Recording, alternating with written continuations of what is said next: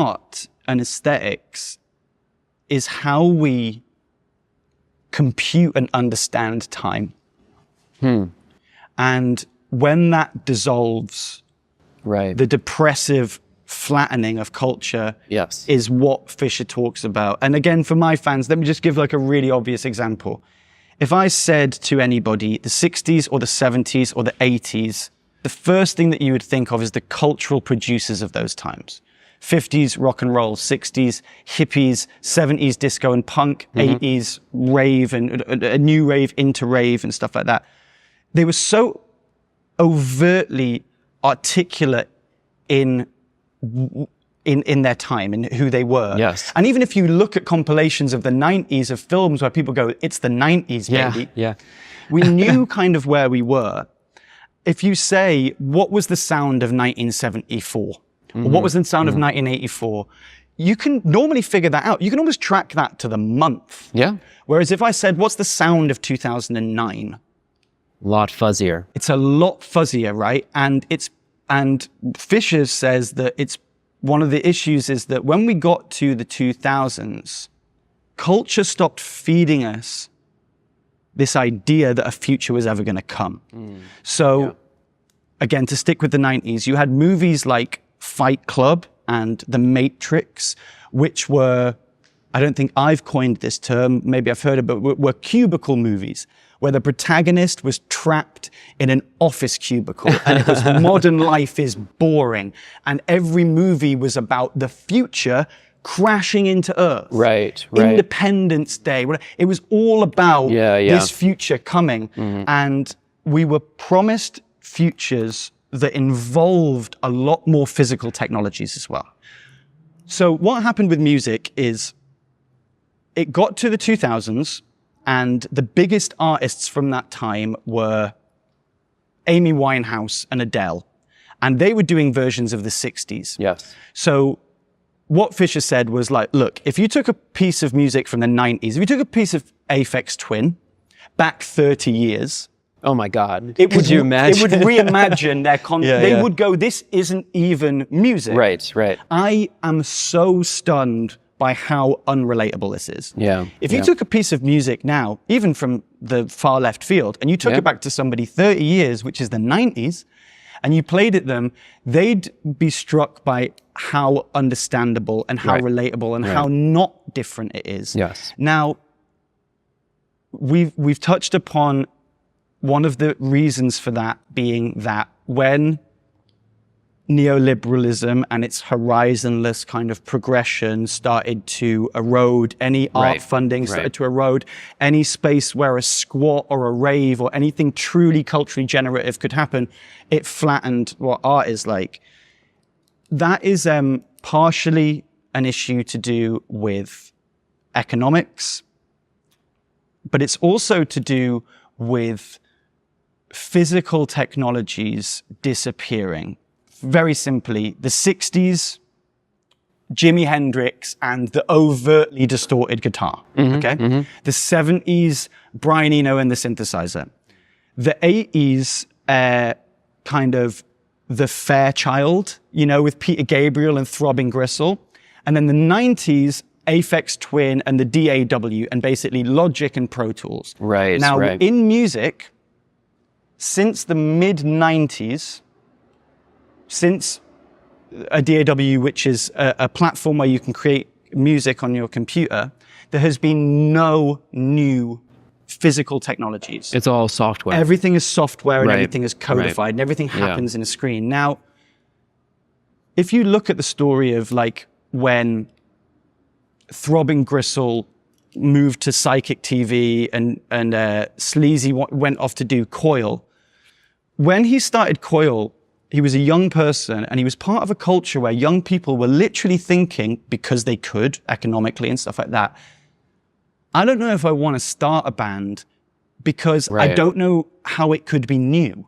There's nothing physically new that can make what I do new. So I might not do it. And Peter Gabriel, before kind of, I think it might have been before So, or maybe a bit earlier, was kind of thinking the same thing. Then the Fairchild existed. And it opened up all of this new stuff. So one of the issues that we have now I think that's the definition of the avant-garde, right? There's some kind of like culturally progressive force, but then there's also a like willingness to experiment with a new tool, new piece of technology. Yes, that's right. Yeah. A new piece of technology that is inherently going to alienate people that are already into something that's previously successful. And the paradigm under which I grew up, and I think you as well, is like that was kind of the point of art, was like explore these new horizons it's really weird for human because, expression. like I said, we don't only live in a 20th century culture on 21st century screens, we also still really, really understand ideas that were so prevalent in the 20th century, like your favorite album will probably be an album that you hate the first time you hear it. Now, getting a young artist who's signed to a major label to make a record like that, this long-term investment, you know what I mean? Like it's not a profitable, feasible way of doing anything anymore. So I think that one of the problems that we have with the stagnation is that the revolution of music has only happened in the space of distribution. It hasn't happened in the space recently of creation.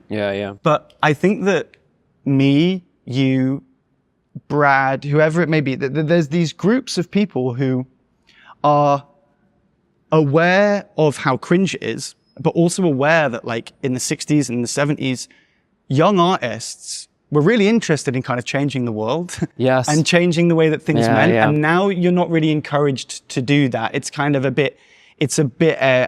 you're getting too big for your bootstraps. And I think that one of the things that I think that me and you and other people are taking on now as a challenge, and we're just starting to have conversations about alternative institutions and stuff like that. And I want to talk to you about this charity initiative that I'm recently involved in that is hopefully going to try and challenge the idea of the lack of art funding where I came from, stopping young people being able to make music and art. But we are quite good at the diagnostic, but nobody's that good at the prescriptive. So we can diagnose all of these issues.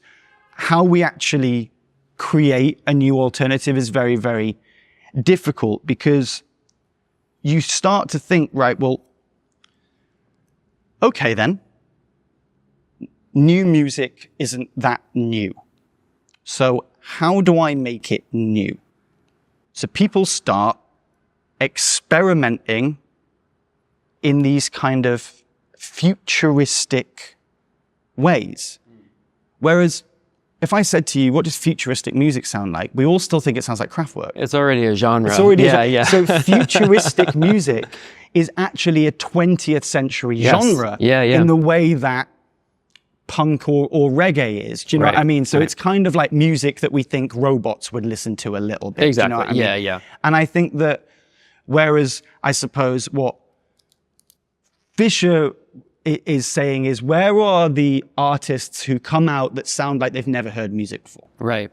I don't really know what my new record is going to be like, but the thing that I've been experimenting with is, because the only revolution in music recently has been within the distribution, has been the emergence of new distribution platforms, trying to use those platforms as instruments itself.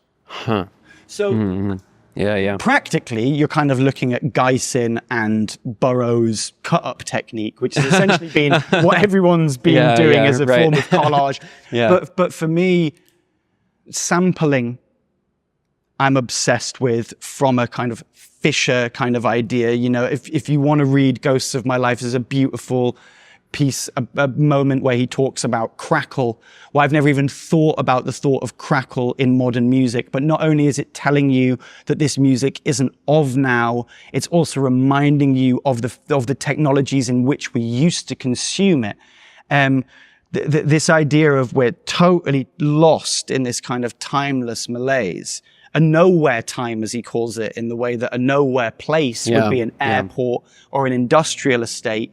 Years have started to feel like airports or industrial estates. I can't remember the aesthetic difference between 2019 and now. Time has stopped. Time has really stopped, or the future has stopped. Do you know what I mean? The future isn't coming. The future isn't coming anymore. And so with sampling, before the internet, the only things you could sample were things that were on records, so music or spoken word. Now we have everything on the internet. TikToks, personal, whatever it may be. Trying to use that as much as an instrument. It can be difficult to try and aesthetically theorize something, right? As you're trying to like, all right, well, how do I come up with something radically new? It's like, well, you wouldn't know. You have to like just kind of do it and figure it out in real time. But I feel like, yeah, one of the things that is unique to our experience of this moment that did not exist years ago is the way that people post. It is social media, right? That's where a lot of like young, creative, experimental energy has gone. I did this experiment where I tried to become a meme in the last few years. And I thought that actually like using influence as a medium was an interesting 21st century experiment. And there's a few artists of my, like broadly speaking, the post-internet generation that have experimented or done projects in this field. But, you know, similar to how like VHS and experimental video work was like, that was new and weird in like the 80s. Exactly. Like, I think this is actually a good medium to be experimenting This in. is for me, when I look at the work that we talk about as taking silly things seriously, the reason that like VHS art was not considered a serious pursuit. No, if you were making video now art, it's in museums. So weird. Yes, and this is the thing. So everything, it's not perceived as legitimate. It's perceived as kind of kitsch. Yes. And this is the thing with memes, which is where me and you talk a lot about taking silly things seriously. The reason that we take meme culture, the reason that we take it very, very seriously is because behind this new model of communication and discourse predominantly going on amongst you people is a real set of social circumstances and economic circumstances and environments that they're kind of reacting to and talking about. And I think that in the way that I've always been a massive champion of comedy, not just comedians, but the idea of using humor to delineate important ideas, because the idea of comedy is to take the biggest ideas possible and convey them in the fewest words possible. It's the same with music and lyrics, and it's the same with memes. Like sometimes a joke, when sometimes in comedy, somebody will say something to an audience and the audience will go, ooh. They never go, ooh. You get the same thing with memes a lot. The truth is the laugh. And then after that is the acknowledgement of whether I should be allowed. That's the super ego coming back. Yeah, it can slip under your critical faculties. So what humor does is it's the sharpest knife in the drawer. Like a meme, a perfect, like for example, we were talking about the concept of late stage social media. Right? We're deep in it now. We're deep in it now. And we could talk academically about all of those points, and you could do a video, Tramel could do a video, I could do an album on it. But the best example of late stage social media was that tweet I sent you the other day. Which one was that? I just had a dream that I had to download the Cilantro app to use my bunch of cilantro. Yes. And we're not too far away from that. We're not too far away from that. When you're in the studio, you have a rule well, as you told me, you have a rule to not bring up anything on Spotify, to not bring up references of like, oh, this is a pre-existing track from another artist, like let's take inspiration from this. You're trying to innovate something new and not get like stuck in repeating old genres of the past. That's true. So that was something that I've become really, really strict with. That my good friend and longtime collaborator, even though a lot of the stuff that we've made has never seen the light of day, BJ Burton. We were making a record for a while before I went off and made it with Jack, and George made it because we were really, really interested in this idea of newness. And I actually got into this full circle place on a brief inquiry where we'd made such what I felt was 21st century record with notes on a conditional form, which, yes, constantly referenced music from the past, but in a way that I felt was inherently 21st century. Do you know what I mean? Like I said, I've always said I'm from the generation that creates in the way that we consume. And I think that doing that, the kind of the break away from genre was quite a new, hopefully fishery thing for us to kind of do. But you mean like generationally, like the kind of genres that we grew up in? Is like you think of yourself as like a punk or a metalhead or something like that. That's right. And I think that basically, yeah, you would historically make music in a genre. Right. And in 2009, when all the record labels, the institutions were coming to see us, they were confused because I would play them they'd play 4 songs that sounded totally different and they'd be like, but I don't get it. And I'd be like, but my generation will. They'll just inherently understand you were right about that. I was right about that, which is why I ended up owning my own label and all of their labels died. But the Gen Z kids I interview and talk to, none of them identify with like, I'm this specific genre. They just consume from everything. We'll get into why that is in a minute. But for me, on the last record, I was like, okay, I've just made a experimental modern record, right? What is actually fresh now? Because we talk about Witch House, we talk about that emerging subculture. And I remember hearing artists like XXYYXX or whatever it is. And you would hear this music that was created by a 15-year-old on a laptop. And that had never happened before. Right. So when you heard this, you'd be like, it was exciting. You'd be like, it was what weird. is this? Yeah, right? Yeah. Now, when you hear something someone's made on the laptop, it's like watching Transformers 2. It's like, it doesn't mean anything. I know that it's impressive, but it doesn't mean anything. Before. So I got to a point being like, right, well, we're past the bedroom. What's interesting? I was like, what can we do that other people can't right now? And I was like, well, we've been in a band for 20 years. Maybe just like being a band, it's actually quite revolutionary because there's no bands. So leaning into the traditional aesthetics of what a band is, maybe we should do that. So I did that for a record, and that required, I suppose, not necessarily referencing, but understanding the history that we were drawing from, and not from a woke perspective also, but because we're such a rhythm-based band, I'm always referencing black music more than I'm referencing white music, and it's important to acknowledge that, you know? So it's always been important for me to kind of like pay homage to the people who did that. But basically on the last record, I was like, I'm going to make something quite rootsy and traditional, because rootsy and traditional is actually quite subversive now.